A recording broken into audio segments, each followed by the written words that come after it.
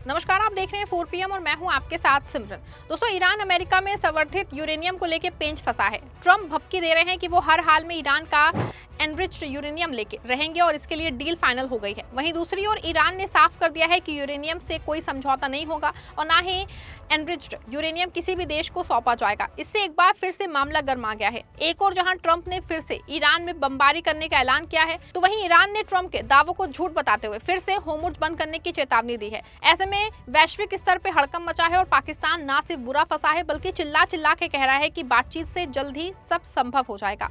आखिर क्यों Iran enriched uranium पे राजी नहीं है और ट्रंप ने कौन सा झूठ बोला है जिससे जंग के आसार फिर से बढ़ गए हैं, सब कुछ आपको अपनी इस रिपोर्ट में बताने वाले हैं। दोस्तों, ट्रंप प्रशासन और तेहरान के बीच ईगो की जंग अब चरम पे है। ट्रंप चाहते हैं कि ईरान अपना सारा संवर्धित यानी कि एनरिच्ड यूरेनियम तश्तरी में सजा के अमेरिका को सौंप दे। ट्रंप का दावा है कि वो इसे हासिल करने की दम लेंगे, लेकिन ईरान ने इस दावे को सिरे से खारिज कर दिया है। तेहरान ने साफ कह दिया है कि यूरेनियम हमारी संप्रभुता का हिस्सा है, इसे देना तो दूर, इसके बारे में सोचना भी अमेरिका की भूल है। ट्रंप ने अब अपनी डिप्लोमेसी को धमकी में बदल दिया है। उन्होंने कहा कि अगर बुधवार की रात तक समझौते में मुहर नहीं लगी तो अमेरिकी फाइटर जेट्स फिर से ईरान के आसमान में गरजेंगे। ये ट्रंप की काउबॉय नीति है, जहां वो पूरी दुनिया को बंधक बना के अपनी शर्तें मनवाना चाहते हैं। ईरान ने पलटवार करते हुए कहा कि ट्रंप के हर दावे में झूठ की मिलावट है। ईरान का कहना है कि ट्रंप सिर्फ हेडलाइन बनाने के लिए झूठ बोल रहे हैं ताकि अपनी नाकामियों को छुपा सके। न्यूयॉर्क टाइम्स के मुताबिक ट्रंप ने कई ऐसे दावे किए हैं जिनकी पूरी तरह पुष्टि नहीं हुई है और जिन्हें बढ़ा चढ़ा के बताया गया माना जा रहा है।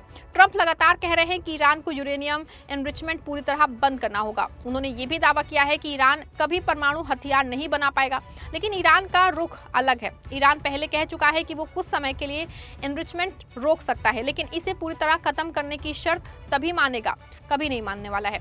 एक्सपर्ट्स का ये भी कहना है कि ईरान के पास जो तकरीबन 440 किलो एनरिच यूरेनियम है, उसे बाहर निकालना आसान काम नहीं है।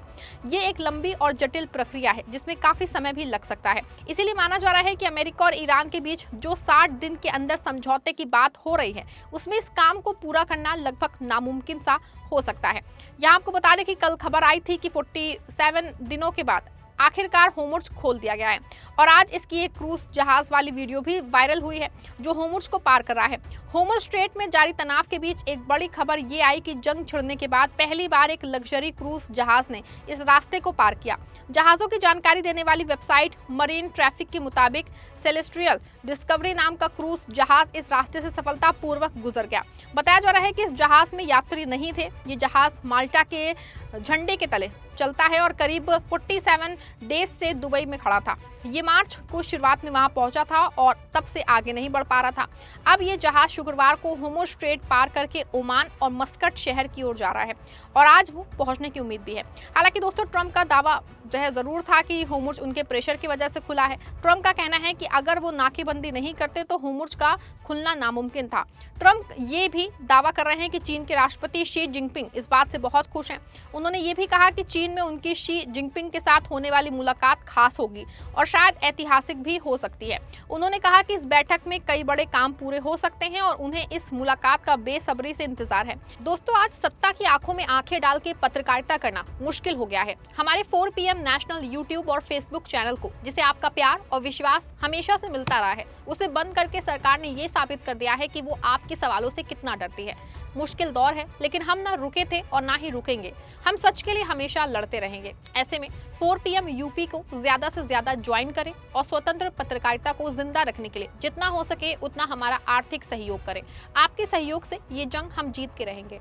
हालांकि आपको बता दूं कि अभी तक ट्रंप और चीन के राष्ट्रपति शी जिनपिंग की मुलाकात की कोई तय तारीख आधिकारिक तौर पर घोषित नहीं हुई है। ऐसा माना जा रहा है कि दोनों अगले महीने बीजिंग में मिल सकते हैं, लेकिन ट्रंप साहब ये बताना भूल गए हैं कि इसी नाकेबंदी के दौरान 21 कमर्शियल जहाजों को अमेरिकी नौसेना ने जबरन वापस भेज दिया। ट्रंप कहते हैं कि वो होर्मुज़ से गुजरने वाले जहाजों पर ईरानी टैक्स नहीं लगने देंगे, लेकिन असल में वो खुद अंतर्राष्ट्रीय व्यापार पे अपनी गुंडागर्दी थोपना चाहते हैं। वो चाहते हैं कि समुद्र के रास्ते पे सिर्फ अमेरिका का कब्जा हो। हालांकि होर्मुज़ के खुलने की खबरों से मात्र से अंतर्राष्ट्रीय बाजार में तेल की कीमतों में थोड़ी गिरावट जरूर आई है, जिससे दुनिया ने राहत की सांस ली है। ईरानी दूतावास ने ट्रंप पे तंज कसते हुए कहा कि वो ज्यादा उत्साहित ना हो। ईरान के जिम्बाब्वे स्थित दूतावास ने सोशल मीडिया पे मजाकिया अंदाज में लिखा कि ट्रंप थोड़ा शांत रहें, फोन बंद करें, आराम करें और इजराइल के प्रधानमंत्री नेतन्याहू से एक हफ्ते तक बात न करें। साथ ही कहा कि होमस स्ट्रेट से जुड़े फैसले ईरान खुद करेगा। यहाँ आपको बता दें कि ट्रंप का दावा था कि ईरान ने होमस स्ट्रेट को हमेशा के लिए खोलने पर सहमति दे दी है और अब इसे कभी बंद नहीं करेगा। उन्होंने ये भी दावा किया है कि ईरान अपना यूरेनियम अमेरिका को सौंप देगा, लेकिन ईरान ने अमेरिका को यूरेनियम देने के दावे को सख्ती से खारिज कर दिया। ईरान के नेशनल सिक्योरिटी कमेटी के प्रवक्ता इब्राहिम रजई ने कहा कि ईरान अपना इनरिच्ड यूरेनियम देश से बाहर नहीं भेजेगा। उन्होंने कहा कि ट्रंप के दावे में कोई सच्चाई नहीं है। रजई के मुताबिक यूरेनियम इनरिचमेंट को पूरी तरह बंद करना या उसे खत्म करने का कोई समझौता नहीं होगा, क्योंकि ईरान इसे अपने शांतिपूर्ण परमाणु कार्यक्रम का हिस्सा मानता है। इससे पहले ईरान के विदेश मंत्रालय के प्रवक्ता इस्माइल बगाई ने भी इन दावों को खारिज कर दिया था। उन्होंने कहा कि इनरिच्ड यूरेनियम ईरान के लिए उसकी जमीन जितना ही कीमती है और इसे किसी भी हालत में बाहर नहीं भेजा जा सकेगा। ईरान के संसद स्पीकर मोहम्मद बाकर गालिबाफ ने ट्रंप पे 1 घंटे में 7 झूठे दावे करने का आरोप लगाया है। उन्होंने सोशल मीडिया पे कहा कि ट्रंप ने 1 ही घंटे में 7 झूठे दावे किए। हालांकि गालिबाफ ने यह भी साफ नहीं किया है कि वो किन बयानों की बात कर रहे थे। दरअसल ट्रंप ने दिन भर मीडिया में कई बड़े दावे किए थे। उन्होंने कहा कि ईरान ने होर्मुज़ स्ट्रेट को कभी बंद ना करने पर सहमति दे दी है और ये भी दावा किया कि ईरान अपना इनरिच्ड यूरेनियम अमेरिका के साथ मिलकर बाहर भेजेगा। लेकिन ईरान के अधिकारियों ने इन दोनों बातों को सीधे तौर पर खारिज कर दिया। गालिबाफ ने कहा कि ईरान के लोग मीडिया के जरिए फैलाए जा रहे दबाव या जनमत को प्रभावित करने की कोशिशों से प्रभावित नहीं होंगे।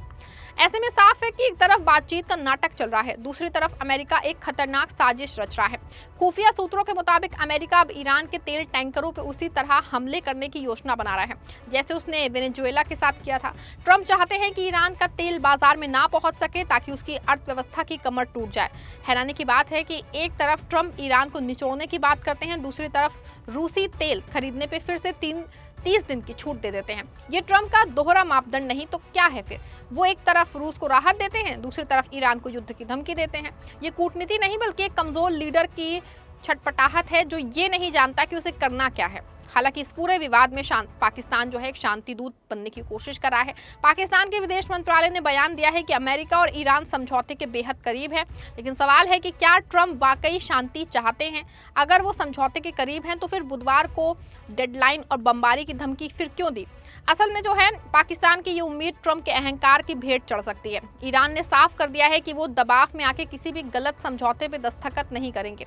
अगर ट्रंप को लगता है कि वो डरा धमका के यूरेनियम ले लेंगे तो उन्हें ईरान का इतिहास दोबारा पढ़ लेना चाहिए। ऐसे में कहा जा सकता है कि ट्रंप सिर्फ ईरान को दबाव में लाने के बहाने ढूंढ रहे हैं, लेकिन उनकी ये जिद पूरी दुनिया को एक आर्थिक और सैन्य तबाही की तरफ ले जा रही है। एक तरफ होर्मुज़ की नाकेबंदी से जहाज लौट रहे हैं, दूसरी तरफ बमबारी की धमकियां दी जा रही हैं। ट्रंप भले ही चीन और रूस को अपने पाले में कराने का दावा करें, लेकिन अंतर्राष्ट्रीय मंच पे वो तन्हा होते जा रहे हैं।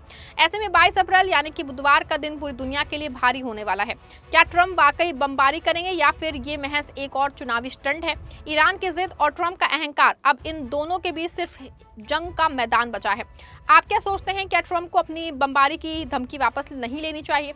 आपको क्या लगता है कि अमेरिका वाकई ईरानी जहाज़ों पर हमले की हिम्मत करेगा? जो भी सोचते हैं आप अपनी राय कमेंट कीजिएगा, वीडियो को लाइक और शेयर करिएगा।